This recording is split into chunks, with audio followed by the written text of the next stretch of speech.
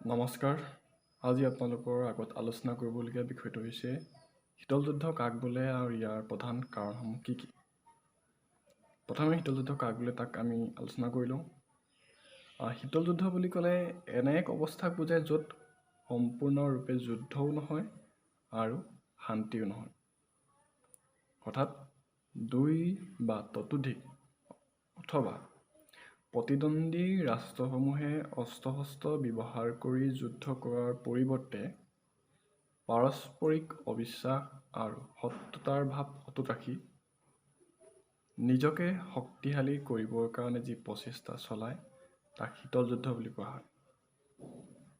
এই সময়ছোৱাত কোনো এটা পক্ষই অৰ্থাৎ এটা পক্ষই আন এটা পক্ষক আক্ৰমণ কৰিবৰ কাৰণে ইচ্ছুক নহয়, কিন্তু তেওঁলোকৰ মাজত সদায় এটা অঘোষিত প্ৰতিযোগিতা চলি থাকে আৰু ইয়াক কোৱা হয় শীতল যুদ্ধ। 1945 চনৰ দ্বিতীয় মহাযুদ্ধৰ সমাপ্তিৰ পাছত সমগ্ৰ বিশ্বখন দুটা ভাগত বিভক্ত হৈ গৈছিল। তাৰে এটা ভাগ পৰিচালনা কৰিছিল আমেৰিকা যুক্তৰাষ্ট্ৰই, যাৰ আদৰ্শ আছিল পুঁজিবাদ, আৰু আনটো ভাগ পৰিচালনা কৰিছিল ছোভিয়েট ৰাছিয়াই, আৰু যাৰ আদৰ্শ আছিল সাম্যবাদ।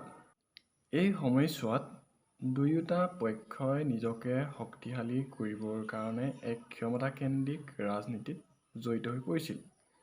যদিও এই সময়ছোৱাত দুয়োটা পক্ষই পাৰমাণৱিক ক্ষমতাৰ অধিকাৰী আছিল, তথাপি কোনো এটা পক্ষই এই শক্তি ব্যৱহাৰ কৰিবৰ কাৰণে আগ্ৰহী নাছিল, কাৰণ তেওঁলোকে উপলব্ধি কৰিছিল ইয়াৰ ব্যৱহাৰৰ ফলশ্ৰুতিত কেনেধৰণৰ ভয়াৱহ পৰিস্থিতিৰ সৃষ্টি হ'ব, আৰু তেওঁলোকে সদায় এখন পূৰ্ণাংগ বিশ্বযুদ্ধৰ পৰা নিজকে আঁতৰাই ৰাখিছিল, আৰু সেয়েহে এই দুয়োটা পক্ষৰ মাজত শীতল যুদ্ধ চলি আছিল। এতিয়া আমি আলোচনা কৰিম এই শীতল যুদ্ধৰ কাৰণ কি আছিল। প্ৰথম কাৰণটো আছিল আদৰ্শগত পাৰ্থক্য। আমি আগতে কৈছোঁ যে আমেৰিকা যুক্তৰাষ্ট্ৰ আৰু ছোভিয়েট ৰাছিয়া দুয়োটাৰ মাজৰ আদৰ্শ সম্পূৰ্ণ বেলেগ আছিল। আমেৰিকা যুক্তৰাষ্ট্ৰৰ আদৰ্শ আছিল পুঁজিবাদ আৰু ছোভিয়েট ৰাছিয়াৰ আদৰ্শ আছিল সাম্যবাদ। আৰু দুয়োটা শক্তিয়ে নিজৰ আদৰ্শ বিস্তাৰৰ বাবে সদায় চেষ্টা কৰিছিল, আৰু এই আদৰ্শগত পাৰ্থক্য থকাৰ কাৰণে দুয়োটা শক্তিগোষ্ঠীৰ মাজত শীতল যুদ্ধ হৈছিল। দ্বিতীয় কাৰণটো হৈছে সাম্যবাদৰ সম্প্ৰসাৰণ।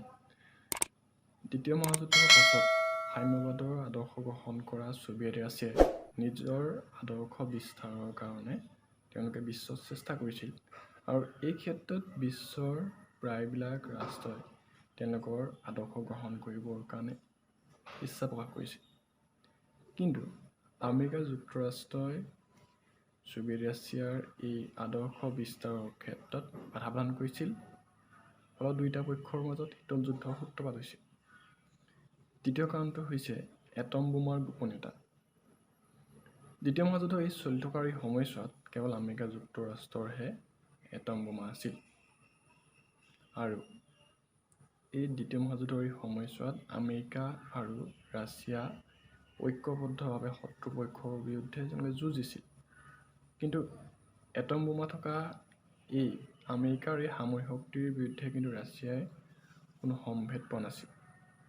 1945 চনত যেতিয়া আমেৰিকাই জাপানৰ হিৰোশ্বিমা আৰু নাগাচাকিত যেতিয়া এটম বোমা নিক্ষেপ কৰিছিল, তেতিয়াহে ৰাছিয়াই এই বিষয়ে গম পাইছিল, আৰু এই কাৰ্যত ৰাছিয়া আমেৰিকাৰ বিৰুদ্ধে অসন্তুষ্টি প্ৰকাশ কৰিছিল, আৰু আমেৰিকাৰ বিৰুদ্ধে ৰাছিয়াৰ শত্ৰুতা হৈ পৰিছিল, অৰ্থাৎ শত্ৰুতাৰ ভাৱ সৃষ্টি হৈছিল।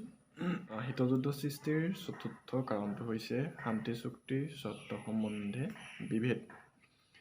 দ্বিতীয় মহাযুদ্ধৰ সমাপ্তিৰ পাছত নিৰ্ধাৰণ কৰা শান্তি চুক্তিৰ চৰ্তসমূহ মানি চলাক লৈও এই দুয়োটা পক্ষৰ মাজত, অৰ্থাৎ পুঁজিবাদী আমেৰিকা আৰু সাম্যবাদী ৰাছিয়াৰ মাজত বিভেদ ভাৱ সৃষ্টি হৈছিল, আৰু ইয়ে দুয়োটা পক্ষৰ মাজত শীতল যুদ্ধ সৃষ্টিৰ ক্ষেত্ৰত অৰিহণা যোগাইছিল। পঞ্চম কাৰণটো হৈছে ৰাছিয়াৰ প্ৰতি অৰ্থনৈতিক সাহায্য।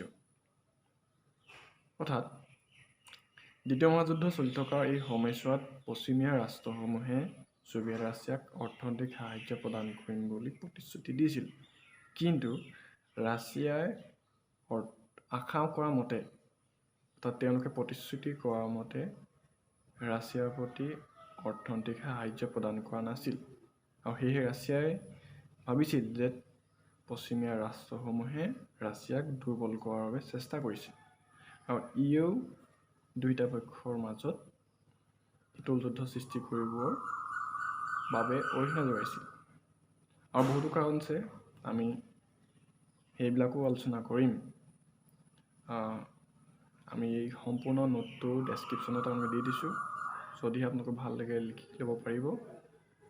আৰু যদিহে ভিডিঅ'টো ভাল পাইছে তেনে ছাবস্ক্ৰাইব আৰু লাইক এটা কৰিব।